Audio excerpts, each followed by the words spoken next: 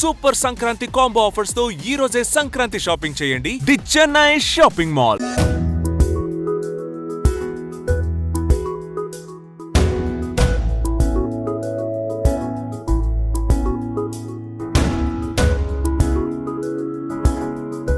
పాత కొత్త రుచుల మేలు కలయికే Suman TV presents mom's kitchen. మరి ఎప్పట్లాగానే రమగారు రెడీగా ఉన్నారు. ఈరోజు ఏ ఐటెం చేసి చూపిస్తున్నారో ఒకసారి అడిగి తెలుసుకుందాం. నమస్తే రమగారు. నమస్తే జయ. నేను లేకుండా సింగిల్గా ఎన్నెన్ని రకాలు చేసి చూపించేశారు రమగారు అసలు మీరు. అందుకే ఈరోజు నేను వచ్చేసాను. డబల్గా చేద్దాం ఇవాళ. అట్లానే ఏం చేస్తున్నారండి? ఇవాళ కజ్జికాయలు చేసుకుందాం. ఓ సూపర్. ఈ కజ్జికాయలు ఒక్కొక్క ఊళ్ళో ఒక్కొక్క రకం అంటారు. గుజియాలు అంటారు. అంటే పూరీలో స్వీట్ ఏదైనా పెట్టి వేయించేయటం. పండగ తెలంగాణలోనా? తెలంగాణలో చేస్తారు, అన్ని చోట్ల. గుజియాలు హిందీ పదం. ఓకే. ఆ గుజియాని రకరకాలుగా పదాల్లో వాడుకుంటారు. ఒక్కొక్కళ్ళు ఒక్కో రకం పెడతారు. ఇందులో కూడా 4-5 రకాలు చేస్తారు. మీరేం మేము శనగపప్పు కొబ్బరి చేస్తాం. మేము శనగపప్పు వేయిస్తాము, ఎండు కొబ్బరి దాంతో పాటు వేయించి రెండింటిని బెల్లం వేసి గ్రైండ్ చేసుకోవటం. అంటే ఎట్లా, ఒక గ్లాసు శనగపప్పుకి 1 గ్లాస్ బెల్లం, 1/2 గ్లాసు కంటే కొంచెం తక్కువ కొబ్బరి, ఎండు కొబ్బరి. వీటిని మూడింటిని ముందు వేయించేసుకోవటము. కొబ్బరి శనగపప్పు వేయించడము, బెల్లం వేసి గ్రైండ్ చేసి పొడి పూర్ణం అంటాం. ఈ పూర్ణాన్ని తయారు చేసుకుంటూ అందులో కొంచెం ఏలక పొడి కలిపితే కొంచెం మంచి గుమగుమలాడుతుంది. పూరీ చేయటం, పూరీలో దాన్ని పెట్టేసి చుట్టేయటం. అంటే ఇప్పుడు చేత్తో చుట్టడం ఒక ప్రక్రియ. మనం చేత్తో చుట్టకల చెక్కలు చెక్కతో నొక్కేయటం, నూనెలో వేసి కాల్చేయటం. ఓకే. పిండి ఏం వాడతారు రమ్మగారు? మైదానే. ఓకే. అయితే ఇది మైదా కాకుండా గోధుమ పిండితోటి ట్రై చేస్తే ఇలా మాత్రం రావు. టేస్ట్ రాదు, అంత టేస్ట్ రాదు, కరకరలాడుతూ రావు, కొంచెం ఇబ్బందిగా ఉంటుంది. అందుకని మనం మైదా పిండితోటే చేసుకుందాము. పిండి కలిపేసుకుందాం. ముందు శనగపప్పు ఏం నానబెట్టాల్సిన పని లేదు, వేయించాల్సిన పని కూడా లేదు. రైట్. మైదా పిండి ఇంకొంచెం వేసుకుందాము. ఇది కొలత ఎట్లా అనేది డౌట్ వస్తుంటుంది. మామూలుగా 1 గ్లాస్ శనగపప్పుకి 1 గ్లాస్ బెల్లం లెక్క. అయితే 1 గ్లాస్ కంటే కొంచెం ఎక్కువగానే మైదా పిండి వేసుకోవాలి. అయితే పూర్తి మైదా కాకుండా కొంచెం గనక రవ్వ కలుపుకుంటే ఇందులో కొంచెం కరకరలాడుతూ వస్తాయి. ఎక్కువ అక్కర్లేదు. బొంబాయి జస్ట్ 1 గ్లాసు మైదా పిండి అనుకోండి, ఒక 2 స్పూన్లు అట్లా, 1 స్పూనున్నర వేస్తే సరిపోతుంది. దీంట్లో ఏం చేయాలంటే కాచిన నూనె కూడా పోసుకోవచ్చు. నేను ఎక్కువగా నెయ్యి వేసుకోవాలనుకుంటాను, అన్నిటికీ నెయ్యి వాడతాను కదా. ధారాళంగా వాడేస్తారు మీరు. అయితే నెయ్యి వేసి ఒకసారి మొత్తం కలిపేది. దీని పై పిండిలో ఉప్పు వేయటం అనేది కొంచెం ఎవరి వాళ్ళ అలవాట్లు, నేనేం వేయను. దీన్ని ఏంటంటే 1 గంట ముందు, 2 గంటల ముందు తడిపి పెట్టుకుంటే బాగుంటుంది. వీటిని ముందు అది బాగా నానిన కొందికి పూరి చక్కగా సాగొస్తుంది. మనం నెయ్యి వేసి కలిపేశాక ఇలా అవుతుంది చూడు, క్రమ్జీగా అవుతుంది, చిన్న చిన్న క్రమ్స్ ఉన్నట్టుగా అవుతుంది కదా. ఇప్పుడు కాస్త నీళ్ళు పోసి మనం పూరి పిండిలాగా కలుపుకోవాలి. ఓకే. ఎక్కువ లూజ్గా ఉండకూడదు. నీళ్ళు పోయినా కొద్దిగా పోయి చూసుకుని కలుపుకోవటమే. అంతే సుమారుగా 1 గ్లాసులో పోసుకుంటే బెటర్. అసలు ఎక్కువ తక్కువ దీనికి ఎన్ని నీళ్ళు పడతాయి అనే లెక్క ఏమి ఉండదు.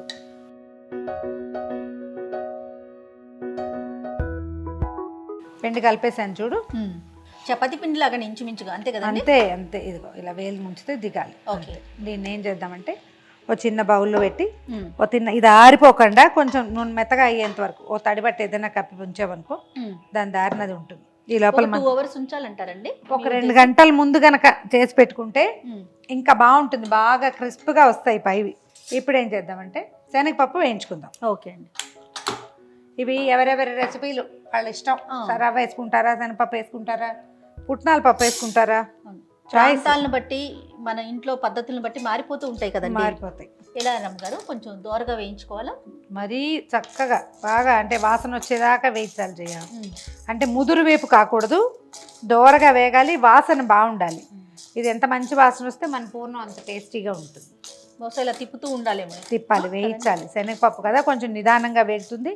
మీడియం ఫ్లేమ్లో వేయించుకోవాలి. మన ఓపిక అంతా ఇక్కడ అంతే.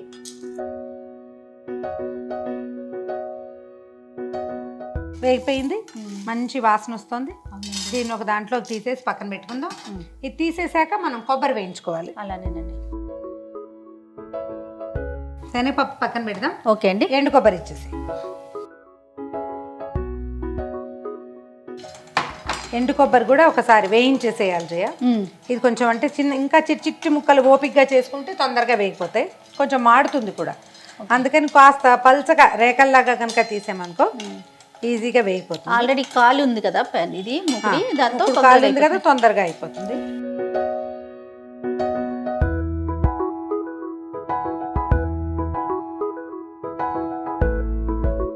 కొబ్బరి వేగిపోయింది చూడు జయ, ఇట్లా ముదురు వేగితేనే ఇది ఎక్కువ రుచిగా ఉంటుంది. తీసేద్దాం దీన్ని కూడా. ఇప్పుడు ఏం చేయాలి, శనగపప్పు, ఎండు కొబ్బరి, బెల్లం, కొంచెం ఏలక పొడి వేసి మిక్స్ గ్రైండ్ చేసుకోవాలి. ఇది కొంచెం చల్లారనివ్వండి, చల్లారనిచ్చి అప్పుడు చేసుకోవాలి ఆ పని. పచ్చి బెల్లము, శనగపప్పు అండ్ కొబ్బరి, అంతే కదా గారు? ఈ మూడు కలిపి మిక్సీ వేసేసుకుందామండి. అంతే, చల్లారనిచ్చి పొడి. నీకు మెత్తగా ఏం రాదు, ఇది చిన్న బరకొస్తుంది. ఎక్కువ రవ్వగా ఉంచొద్దు, కొంచెం మెత్తగా అవ్వడానికి ట్రై చేయండి. ముందు శనగపప్పు మొత్తం గ్రైండ్ చేసేసేయాలి, తర్వాత కొబ్బరి వేయాలి, మొత్తం కలిపి ఇంకోసారి తిప్పాలి, అప్పుడు బెల్లం వేసుకోవాలి, చివరికి ఏలక పొడి వేసుకోవాలి. మిక్సీ జార్లో చేయండి ఈ పని, చేత్తోటి చేద్దాం లాంటివి అనుకోవద్దు. రోట్లో మీరు ఇది దంచలేరు, మిక్సీయే. మిక్సీ వేసేసాం, ఇదిగో మన పూర్ణం. ఇలాంటి బరక వాసన గుమగుమలాడుతోని చూసావా? అవునండి. దీంట్లో మరి కాస్త ఏలకాయ పొడి వేసుకోవటం రుచిగా ఉంటుంది. తర్వాత ఏమో గసగసాలు ఒకటి వేస్తారు, కొద్దిగా గసాలు వేయించి వేస్తారు. నాకు పెద్ద అలవాట్లేదు, అందుకని నేను గసాలు వేయను. మన పొడి ఇదే. అయితే నువ్వు పూరి పిండి ఒకసారి మెదిపి చిన్న చిన్న ఉండలు చేసి పెట్టుకో. పూరీలు ఒత్తాలి, ఒత్తిన పూరిని మన ప్లేట్లో పెట్టడం. తర్వాత ఈ వేసేసి ఈ పొడి వేసి పూర్ణం పెట్టి నొక్కేయటమే. ఈ లోపల ఏం చేస్తానంటే స్టవ్ వెలిగిస్తాను, కొంచెం నూనె వేడెక్కుతుంది ఆ లోపల. ఓకే, మన ఇద్దరం కలిసి చేద్దామా ఉండలు? అలాగే రమ్మగారు. నూనె దగ్గరికి రాను కానీ ఇలాంటివి చేసి పెడతారు అమ్మగారు. నేను చూడండి మీకు ఎంత హెల్ప్ చేస్తున్నాను. అలాగే ఈ మాత్రం సైజ్ చేస్తే సరిపోతుంది. ఓకే,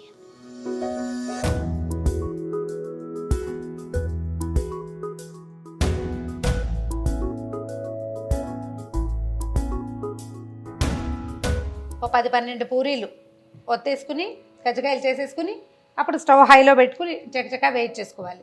వేయించి నువ్వు పక్కన పెట్టుకోవటం, మళ్ళీ ఈ పని చేయటం. ఇద్దరు మనుషులు ఉంటే కొంచెం బాగుంటుంది. కాస్త 6-7 ఉండి ఇంట్లో మగవాళ్ళు ఉండి పిల్లలు ఉంటే కనుక అలా ఒక పని అప్పచెప్పాలి. దీనికి ఏం చేయాలి, సరిపోతుంది. దీనికి ఏం చేయాలంటే ఈ పీటకి కొంచెం నూనె రాయాలి, ఎడ్జ్ అంతా ఆయిల్ రాస్తే మనకి ఊడొస్తుంది అనమాట. ఇక్కడ వేయి, దీని మీద వేసేసి సైజ్ చూద్దాం. ఇంకొక రవ్వ పెద్దదైతే ఇంకా బాగుంటుంది, లేక మనం మూసేటప్పుడు ఇది క్లోజ్ అయిపోతుంది. దీనికి ఏం చేయాలో చూద్దాం. ఇదిగో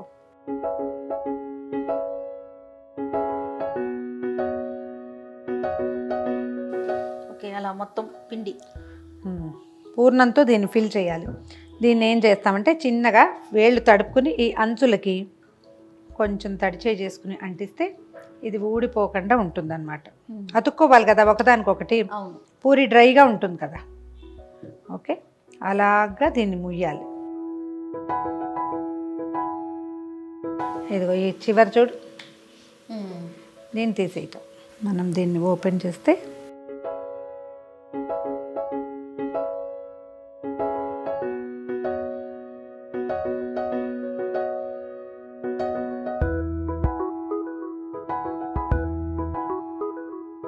నూనె కాగిపోయింది, వేస్తున్నాను చూడు.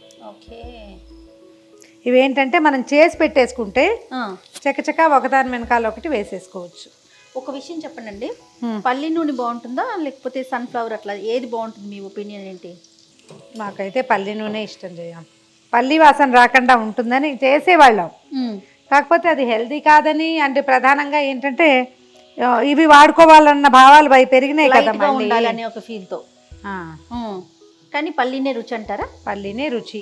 ఇదిగో ఇవి ఏంటంటే మీడియం ఫ్లేమ్లో వేయించుకోవాలి.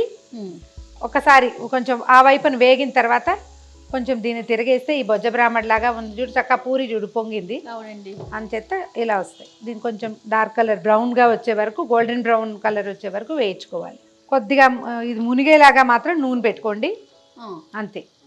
ఇది లోపల పదార్థం వేగటం ఏమి ఉండదు, పై పూరి వేగటమే కాబట్టి చకచక అయిపోతుంది. అంత పెద్ద టైం తీసుకోదన్నమాట. ఓకే, నేను ట్రై చేయనా? చెయ్యి. కొంచెం నూనె రాసి ఉండదు దానికి, కొద్దిగా అడుగున ఒకసారి నూనె రాయాలి, అంచులకి నీళ్ళు రాయాలి. ఈ పని మాత్రం మానకూడదు. ప్రతిదాని అంత ఎక్కువ అక్కర్లా, నూనె జస్ట్ టచ్ చేయాలి అంతే. కాస్త హైలో పెడుతున్నా. ఇప్పుడు ఇది రాకపోతే ఏంటి ఒక పరిస్థితి? స్పూన్ ఉన్నారా, ఏముంది ఇంకోటి చేసుకుంటాం. అమ్మయ్యా. ఏది రాకపోతే ఇదేం బ్రహ్మ విద్య. ఇది కాకపోతే ఒకసారి కాకపోతే రెండోసారికి వస్తుంది. ఎవ్వరు వీళ్ళు మోనార్కులు అని అనుకోవడానికి వీల్లేదు జయ. ఇప్పుడు చూడండి, దాన్ని ఏం వత్తకు నువ్వే వత్తలేదు. చుట్టూతా అంచులు వెంబడి దీని మీద నువ్వు నీళ్లు రాయి. 2 వేళ్లతో చెయ్యాలి ఆ పని. కొంచెం వత్తొచ్చండి.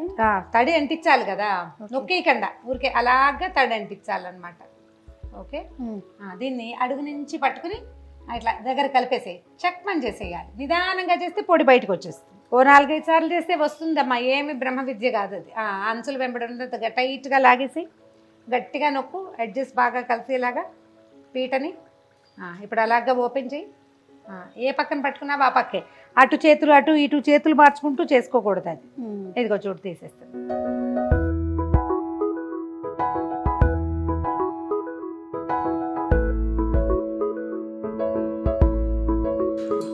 అయిపోయింది జయ. అవును గారు.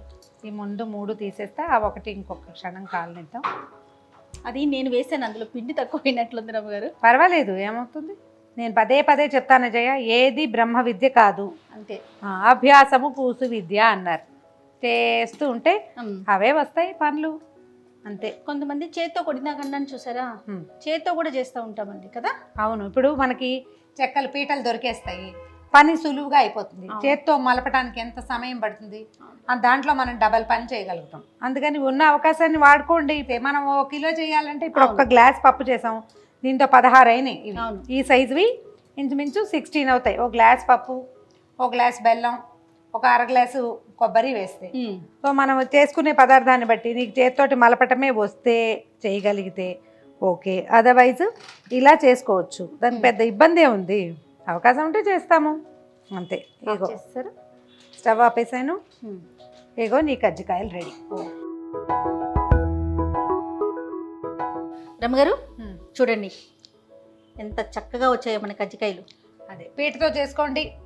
ఇందులో మీరు రకరకాల ఎలాంటి అలవాట్లు ఉంటే అలా చేసుకోవటం. ఒకవేళ నేను చెప్పిన వెరైటీ నచ్చితే కనుక ఈ రకం కూడా ట్రై చేసి చూడండి. ఇప్పటిదాకా మీరు ఇలా చేయకపోతే కనుక డెఫినెట్గా వేరే ఏమీ యాడ్ చేయకుండా ఓన్లీ శనగపప్పు, కొబ్బరి, బెల్లం, ఏలక పొడి. ఒకవేళ మీకు నచ్చితే కాసిని అన్ని గసగసాలు కూడా వేయించి వేసుకోండి. ఆ పొడి ఇందులోనే వేసుకోమంటారు? పూర్ణంలోనే. ఓకే, పూర్ణంలోనే వేసుకొని చేసుకోవచ్చు. థ్యాంక్ యూ సో మచ్ రమ్మగారు. Thank you. ఇంకొక రెసిపీతో మళ్ళీ కలుద్దాం. తప్పకుండా. చాలా సింపుల్గా, చాలా త్వరగా కజ్జికాయలు మనము ఇంట్లో తయారు చేసుకోవచ్చండి. ఖచ్చితంగా మీరంతా ట్రై చేయండి. అలానే మీకు తెలిసిన పాత కొత్త రెసిపీని మాకు పంపించండి. సుమన్ టీవీ మామ్స్ కిచెన్లో వాటిని కూడా చేసి చూపిద్దాం, అందరికీ పరిచయం చేద్దాం.